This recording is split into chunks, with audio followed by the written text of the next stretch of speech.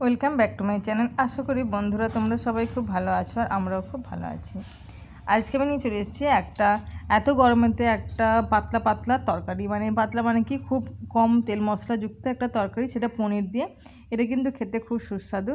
চলো আমি কিভাবে রান্নাটা করলাম দেখা যাক। প্রথমে আমি নিয়েছি পনিরটাকে আমি ফ্রিজ থেকে বার করে জলে ডুবিয়ে রেখেছি। পেঁপে নিয়েছি, পটল নিয়েছি, টমেটো নিয়েছি আর নিয়েছি আলু। এবারে আমি পেঁপে আর আলুটা কেটে নেব। এখানে পেঁপের পরিমাণ বেশি নিয়েছি, আলুর পরিমাণ কম নিয়েছি। দিয়ে একটু ভালো মতন করে আমি প্রেসারে 2-3টে হুইসেল দিয়ে সিদ্ধ করে নেব। আর পটলটা আমি কেটে নিয়েছি, দেখো এরকম শেপ করে আমি পটলটা কেটে নিয়েছি, ভালো মতন করে খোসা ছাড়িয়ে পরিষ্কার করে। চলো এবারে পনিরটা আমি ভালো মতন করে টুকরো করে কেটে নিয়েছি। দেখো স্কোয়ার শেপে পনিরটা কেটেছি, যেমন আমরা যে কোনো তরকারিতে পনির খাই ঠিক সেরকম। পনিরটা বেশ যথেষ্ট মোটা আছে। এইরকম আমি পনিরটা কেটে নিয়েছি। এখানে 200 গ্রাম পনির আছে।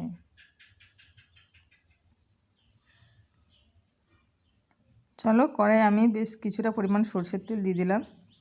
তেলটা ভালো মতন করে গরম হয়ে গেছে আর খুন্তি দিয়ে আমি ভালো মতন করে চাড়িয়ে দিলাম কড়াইয়ের গায়ে। এবারে পনিরটা আমি দিয়ে গ্যাসের ফ্লেমটা কিন্তু হাই রেখেই দেবো। দিয়ে ভালো মতন করে উল্টে পাল্টে পনিরটাকে আমি লাল লাল করে ভেজে নেব। পনির কিন্তু ভাজার পর আমি একটু জলের মধ্যে পনিরটাকে ফেলে দেবো, ওতে কী হয় পনিরটা হয় খুব নরম। দেখো এই রকমভাবে লাল লাল করে আমি ভেজে নিলাম। যখন বেশ কালারটা লাল আসবে তখন কিন্তু পনিরটা ভাজা হয়ে যাবে। এবারে ওই তেলের মধ্যে আমি পটলের টুকরোগুলো দিয়ে দিলাম।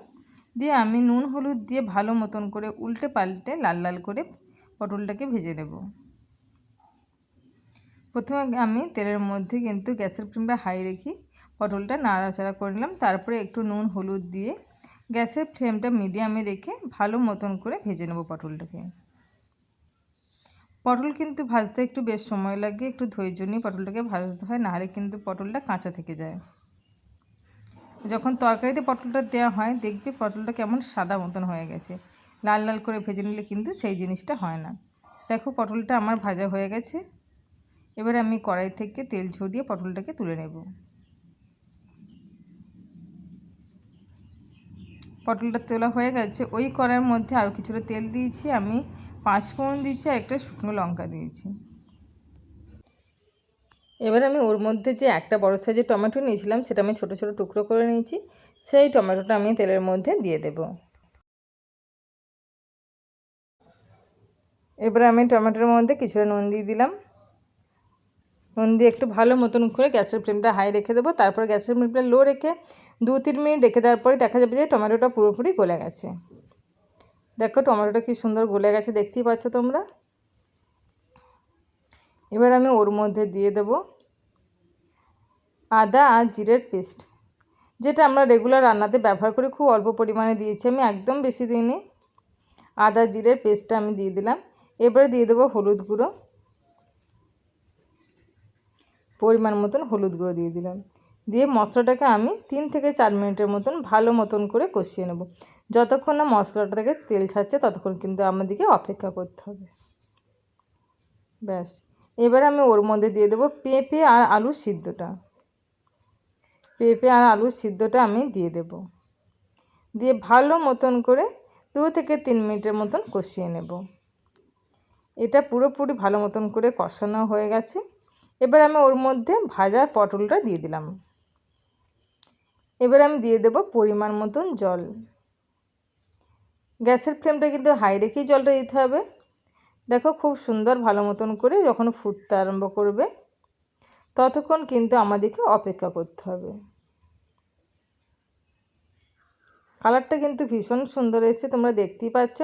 এটা ছোট থেকে বড় বয়স্করা সবাই খেতে পারবে। এই গরমেতে বেশ হালকা হালকা এরকম রান্না খেতে কিন্তু আমরা সবাই ভীষণ পছন্দ করি। বেশি তেল মশলাযুক্ত খাবার খেতে গ্রীষ্মকালে কারোরই ভালো লাগে না। দেখো খুব সুন্দর ফুটতে আরম্ভ করে দিচ্ছে। এবার আমি ওর মধ্যে দিয়ে দেবো পনিরটা। যে ভেজে আমি পনিরটা রেখেছিলাম সেই পনিরটা আমি দিয়ে দিলাম। পনিরটা দিয়ে আমি 3 থেকে 4 মিনিটের মতন ভালো মতন করে রান্না করে নেব। এর মধ্যে তোমরা কিন্তু ঘি গরম মশলা দিতেও পারো, না দিতেও পারো। গ্রীষ্মকালের দিনে গরমেতে আমি একটু হালকা হালকা রান্না করার চেষ্টা করি, তাই আমি এর মধ্যে ঘি গরম মশলা কোনোটাই দিলাম না। গরম ভাতের সঙ্গে কিন্তু এরকম তরকারি বেশ ভালো লাগে।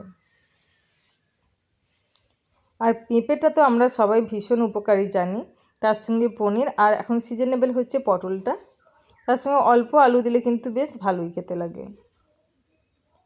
আজকের ভিডিও যদি তোমাদের ভালো লাগে প্লিজ লাইক আর কমেন্ট করতে ভুলবে না, আর চাইলে অবশ্যই আমার ভিডিওটি শেয়ার করে দেবে। যারা আমার চ্যানেলটি সাবস্ক্রাইব করে রেখেছো তাদেরকে অসংখ্য ধন্যবাদ। তোমরা ভালো থাকবে, সুস্থ থাকবে। আবার অন্য কোনো দিন অন্য কোনো ভিডিও নিয়ে তোমাদের কাছে হাজির হয়ে যাব।